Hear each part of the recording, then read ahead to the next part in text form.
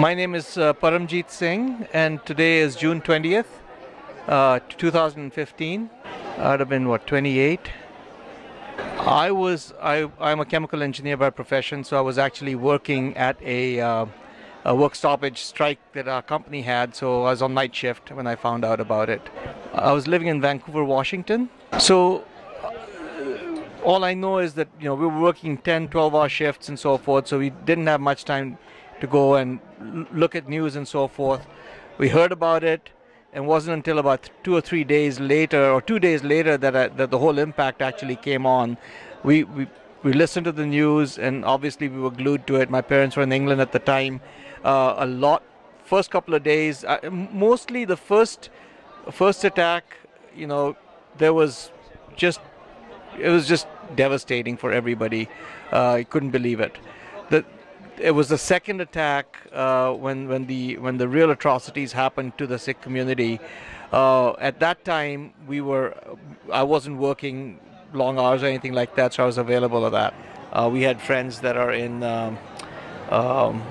Bareilly and also in other parts of India that said that they on the same time, at the same date in November, they too were ambushed. It was all well collectively done. It wasn't just an isolated incident in Delhi. It was done several places at the same time. So it was well organized. The June impact, it was almost, we were mentally prepared that something was going to happen, because politically we were following all the people that were actually going to jails, and there was just a very, very strong nonviolent movement that was going on, and it was building up. Something was going to happen, but when obviously the day and the number of people involved was devastating. Right after that, when the November event happened, it was really devastating, because the first couple of days you actually got to see live pictures coming out of India, and my parents were in England, and they would send us clips, and literally it was very, very visual. But then after that, everything stopped. I mean, the only way we kept in touch and understood what was going on was people would smuggle out tapes of lectures that were going on, and the next day we would get together, and we had one of these duplicating machines, cassette tape duplicating machines, and we would make about 100 copies and then distribute it out to people. So we were active in trying to at least propagate the information that we got. But that's all we could do. We could send money, and then we had a lot of people that exploited the community significantly, because they came in and they said they're doing this for the victims and doing that for the victims, and we'd create opportunities for them to collect money. Obviously, we all gave a lot of money during that time, and it was later that we found out that those victims really didn't get what they were supposed to get, and they were still in. I mean, their kids never got the education. They themselves were never looked after. That movie, The Amu, that came out was, one of those events that at least was documented somewhat. But there's a lot of information written, but there's a lot of exploitation that happened as well. Yeah. Obviously, people will tell you that it was all deliberate, that there were people out there that were already in place to exploit our community, and they were, at that time, all our gurdwaras were infiltrated already by the government people. I mean, there was whitewash books that came out from the government telling how valued the Sikhs are and so forth, and a lot of the Sikhs kind of fell for that.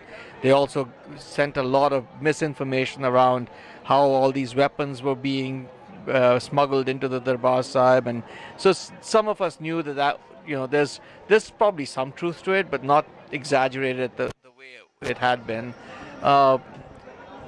So we were wary of some of that, but still, those people that came with some level of credibility, then the World Sikh organization was formed.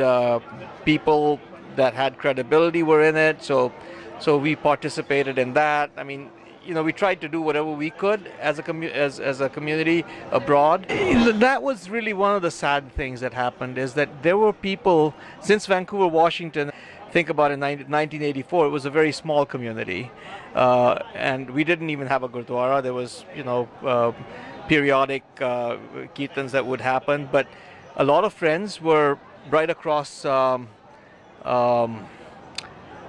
different religions and different Hindus, Sikhs, Muslims, Africans, and so we lived together, right?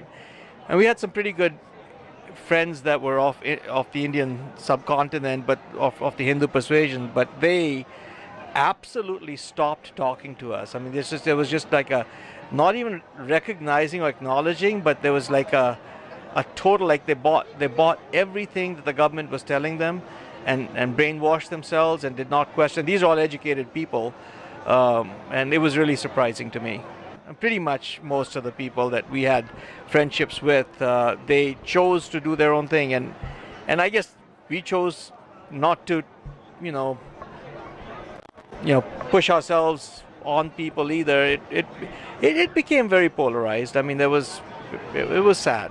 I think the diaspora is much better organized today than it was in that time. I think whatever happened in 9/11 in this country, allowed the Sikh Coalition and Sikh Research Institute and some of these other entities to come into being, and the voice of the younger people came up front and were able to at least talk to the media much more effectively than we did earlier in 1984 and so forth. So we've had our tragedies here. Those tragedies have really helped us grow as a community.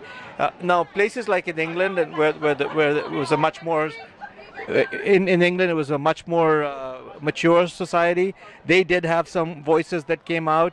A lot of our poets and a lot of musicians contributed tremendously to being able to tell the story in a poetic form, and that was really nice. It's really hard to say what you would do different. Only thing we would do different really is that be more actively involved in making sure that the funds were going to those victims and getting their children educated. Because that really is sad to see that 20 years later, 30 years later, the slums are still the same, and those poor kids never did get an education and never really came to terms with the situation. So